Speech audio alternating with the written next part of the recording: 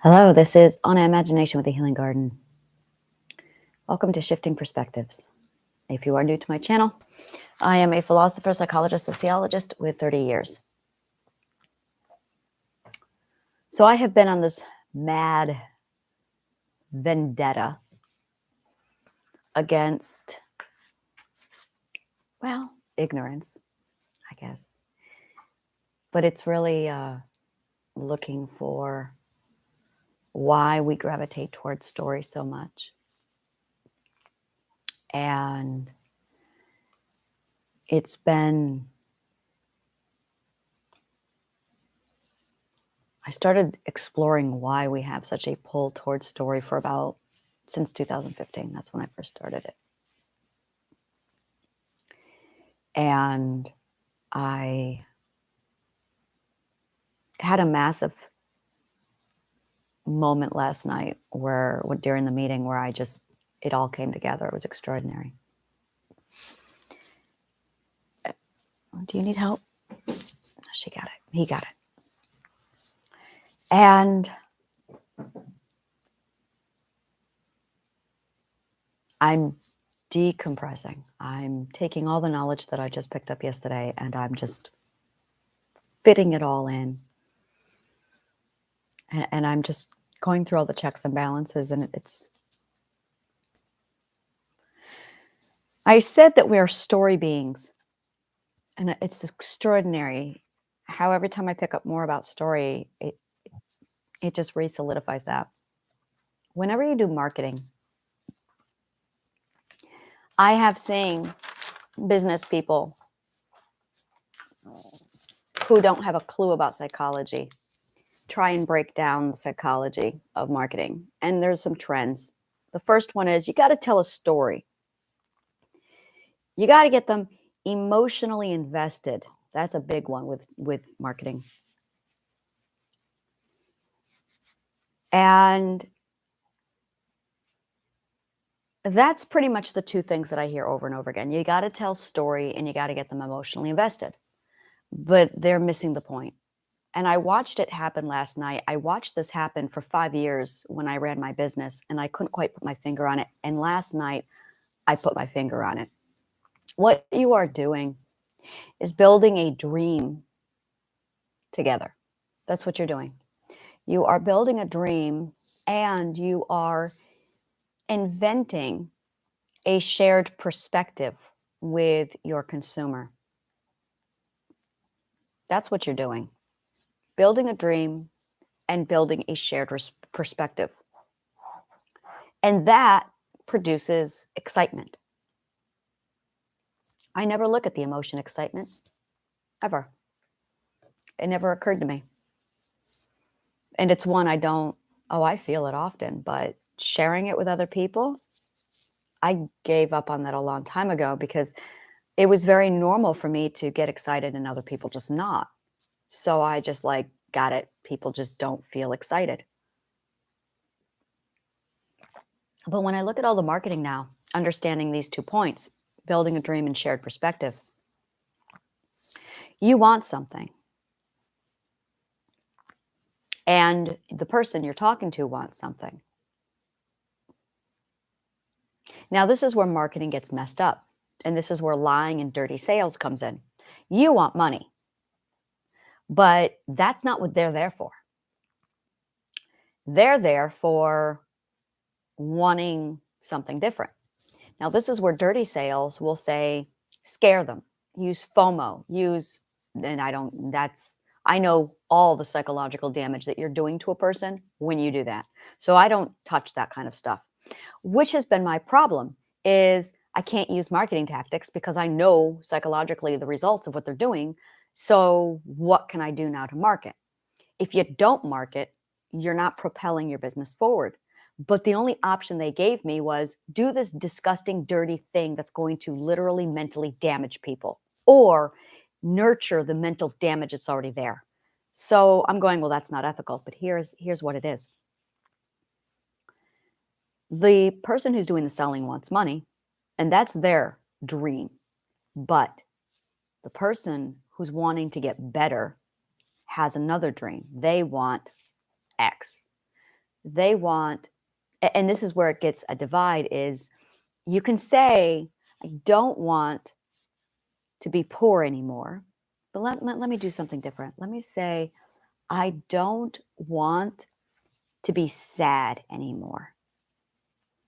Or you can say, I want confidence. Now, just saying the emotion, just wanting confidence isn't it. You have to paint a picture of what confidence will actually look like. And that's imagination. So you need to imagine what that life would look like. So it's not the first concept of, well, I don't want to be sad. That's the first, the negative. And that's when you say those words, you imagine yourself being sad. And then you try and imagine yourself not being sad, but you're not actually painting the picture. So the opposite of that, a lot of marketers will say, focus on what they want. But that's not it. You have to paint a picture of what it is they actually do want and what that will look like. Because these are people usually who are so upset, so sad, so traumatized that they have no idea what the imagined outcome will look like. And that was the changing point for me. I was in therapy that day, and she said, one day you will hear a dog barking, and you will just hear a dog barking. She painted a picture of a life without trauma so I could imagine a life without trauma. And then I wanted it because I could see it. Imagination came first. I had to see it. And when I saw it, I could feel it, and then I wanted it.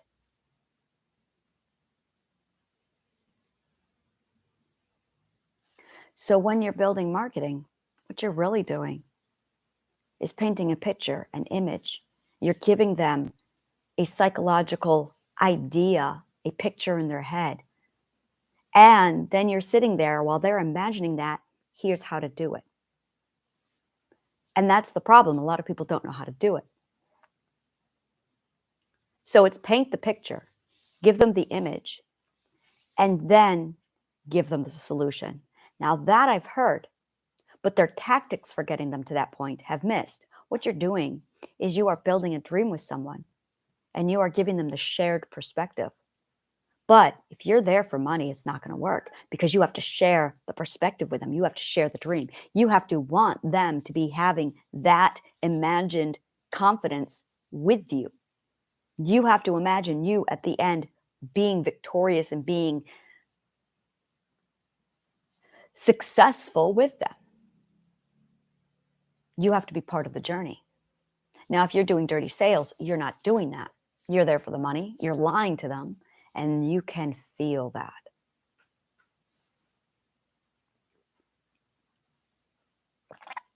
So when you see these long-ass videos, anywhere from 5 minutes up to 30, it's not the emotional journey you're going on. What they are doing is presenting you with an imagined, this is what your life could look like.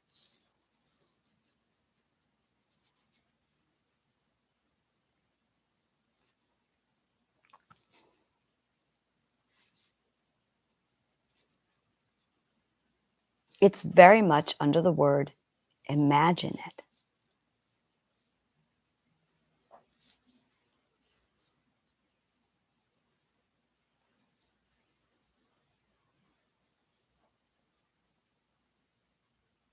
And then it's problem solving.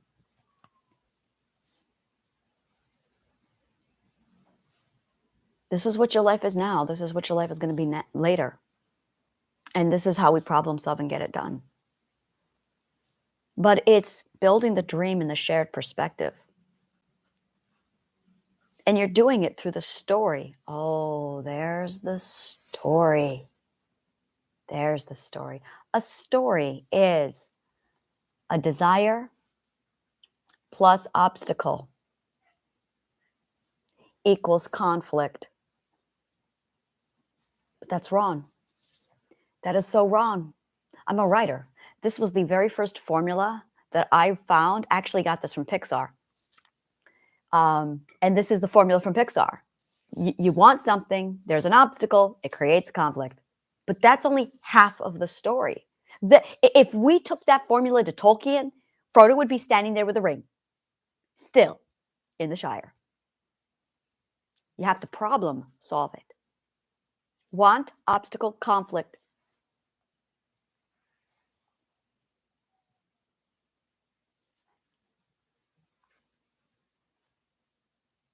Imagine what you want.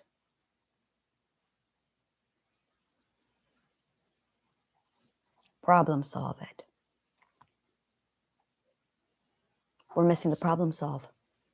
So, and it's true, every time you look up anything online and you are wanting to create a plot or a story, it's always want, obstacle, conflict. That's it. No, because then Frodo would still be standing in the Shire with a ring. You have to problem solve it. And if you're not problem solving it, wait for it. If you're not problem solving it, you are seeking out someone who's going to help you problem solve it. That's what we call fantasy novels. In any other novel, boom, immediate solution. But in fantasy, you got to go somewhere first to get the problem solved, to find the solution. You have to have a quest for the solution. So you have to quest for the solution. Nothing else does that. Only fantasy does it. Everything else is you want something, there's the obstacle, here's the conflict, problem solve it. Now, if it were a romance novel, you wouldn't problem solve it. You would do trial and error until something fits. But that's the point of story. That is why we gravitate towards the story, because we are listening, observing, want, obstacle, conflict, problem solve over and over and over. So that when you stop telling story, when you stop listening to story, you stop learning. Now, here's the problem. In today's television society, we're not sitcoms. I blame sitcoms for this one, 100%. There's no problem solving. There's no conflict resolution. There's comedy, laughing at it.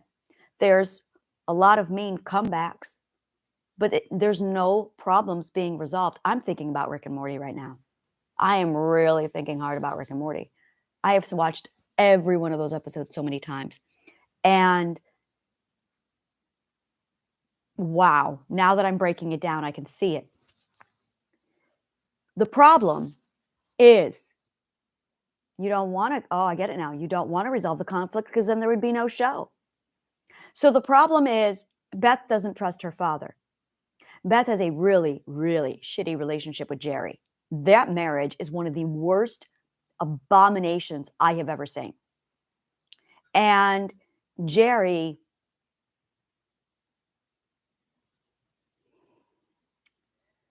could do with a lot of the first and second ethics.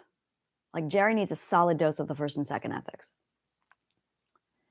And as a result, the whole family is just this abomination. I love Rick and Morty. Don't get me wrong. I absolutely adore it. But as far as basing my own ethical, hey, let's learn how to problem solve, let's learn how to get out of this, that is not the show to learn this from. I watch the show for perspective purposes.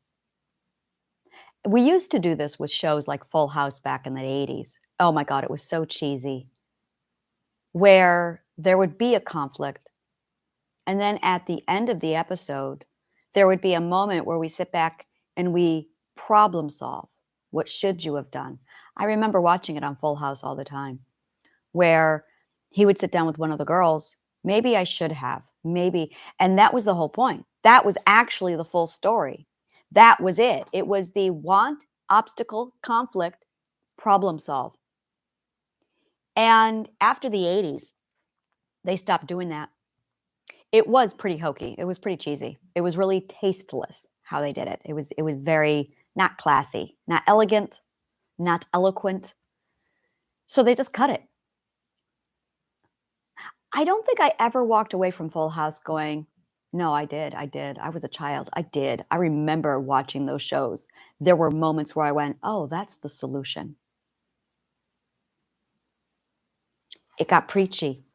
That's what it was. It felt preachy.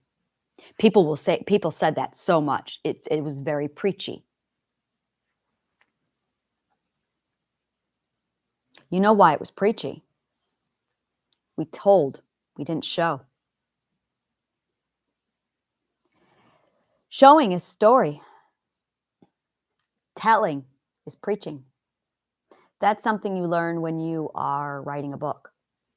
By the way, this is why Plato said you need to study story.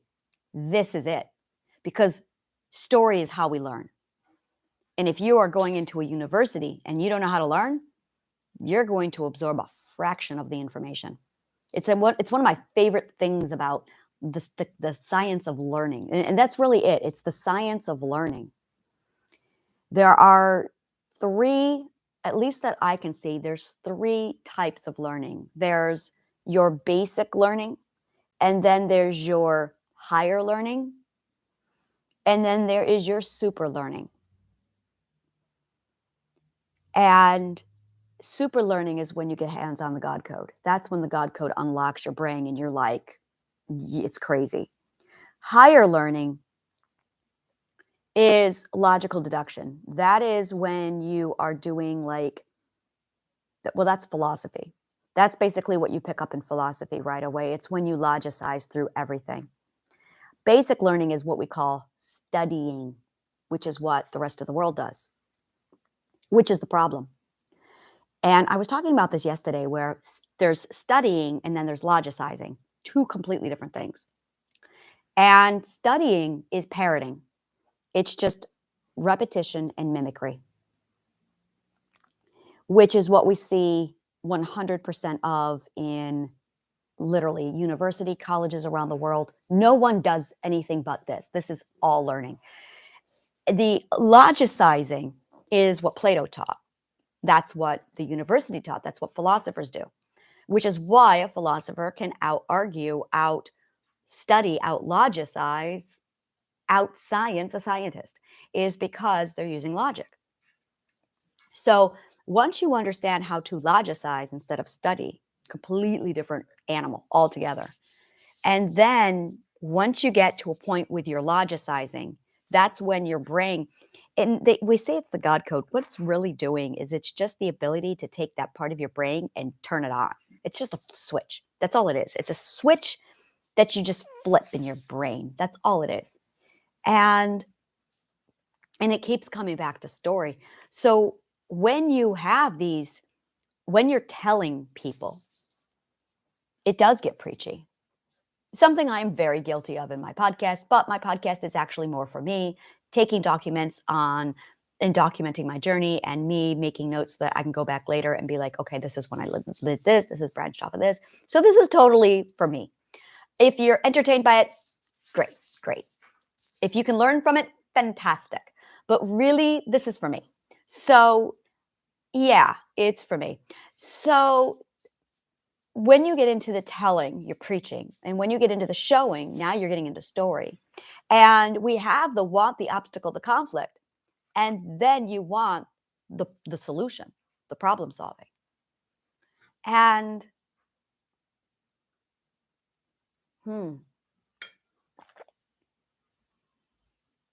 which is why if you look at Christ's teachings, they're all parables. I'm going to write my parables. That's what I want to do. I've been thinking about that a lot lately. Like, I want to write stories like that. And I know I can. I have like several of them already planned out. And I still go back to a lot of them. I love going back to parables. But what's a parable? Let's look that up. Buddha did it. Well, Buddha, of course, Buddha did it because he also went to the same school. Well, Buddha didn't go to the same school. Buddha basically used logic to figure out his own shit, and he went his route with it. But he didn't finish the schooling, which is why he has a problem with anger. He never finished. Buddha got as far as 9th, 7th perspective. Buddha got to the 7th perspective and then stopped. That's as far as he went. But he was also, like, I don't think he had a mentor. That was him totally on his own. You can get yourself to the 7th perspective. Could I have gotten where I got without, oh God, no, I'm totally like a student of Plato. No, I would not. No, I am a student of all of these guys. No, no, no, I am way, I had so much mentorship to get to this point. No. A simple story, parable, a simple story used to illustrate a moral or spiritual lesson. There you go. Now, fable. Oh, yeah. So this is the other thing. Aesop's fables did this. Before Christ, there was Aesop's fables. So you had the parables by Christ. You also had Aesop's fables. And then, of course, you had the myths. The mythologies all were this. This is actually, I loved mythology. Mythology was my first learning everything from mythology. I loved it so much. But then we got away from this. Now, the only place we see this is literally in infomercials. Literally, the only time we see this now is in infomercials. And that's really it. It's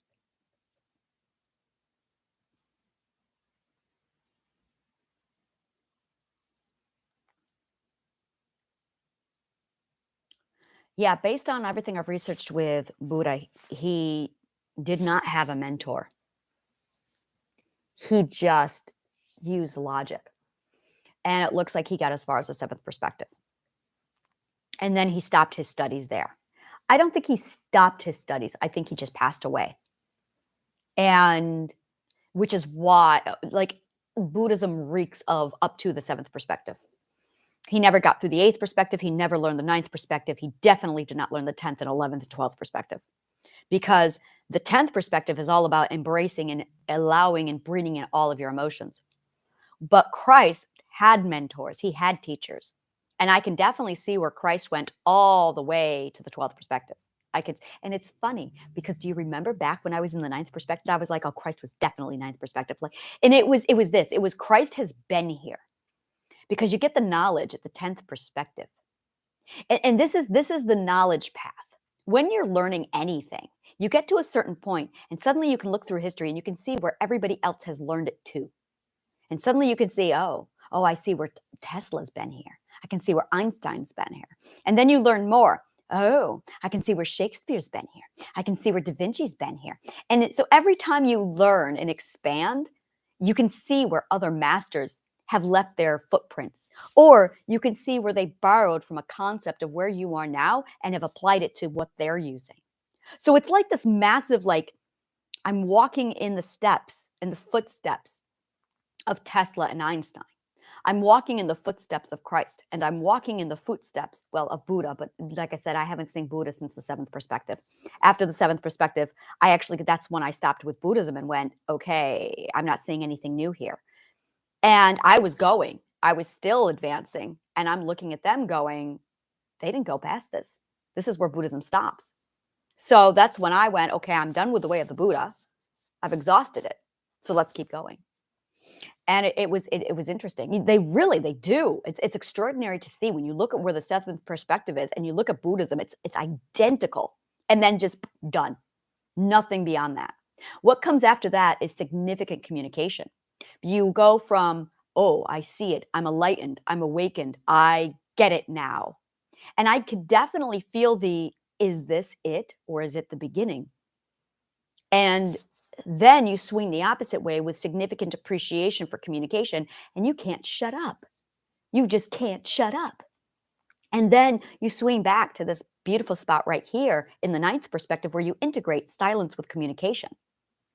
And then from that point on, you get into the 10th perspective with significant allowance of all emotion. And then 11th, high logic. No Buddha has ever gone there. This concept of entering the 10th perspective where you allow and welcome and just take in all emotion, no, that is strictly a 10th perspective thing, and no Buddha would ever do that.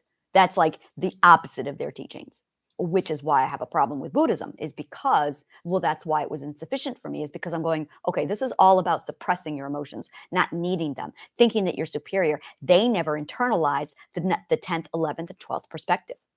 So clearly, Buddhism never made it that far. And then when you look at how absolutely absorbent in silence they are, oh, 100%. Monks are this way also. Well, monks are Buddhism. Priests are this way.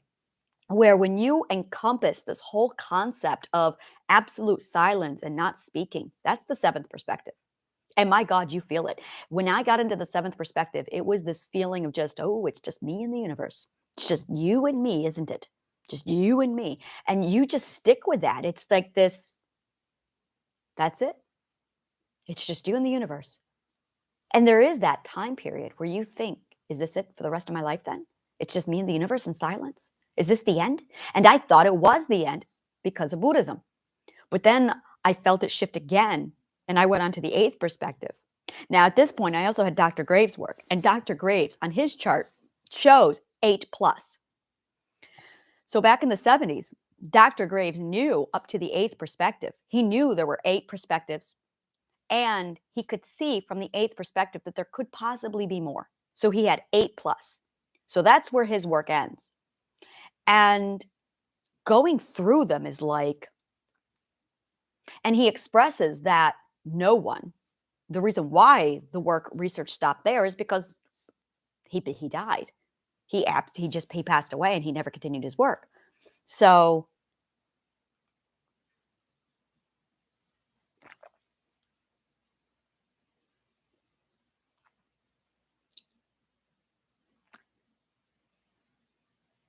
I want to revisit emotions. I'm going to shut this down, restart a new video, but I want to revisit emotions and how they are linked to logic, because that was really, I really need to get back into that. If you love shit like this, please like, subscribe, follow, comment below. Let me know what part of the show resonates with you. And I am doing a community. I have a project going called Change Now. If you are interested in looking into that, please click on the link below and just take a look at my directory. Thank you so much. And may the kindest of words always find you.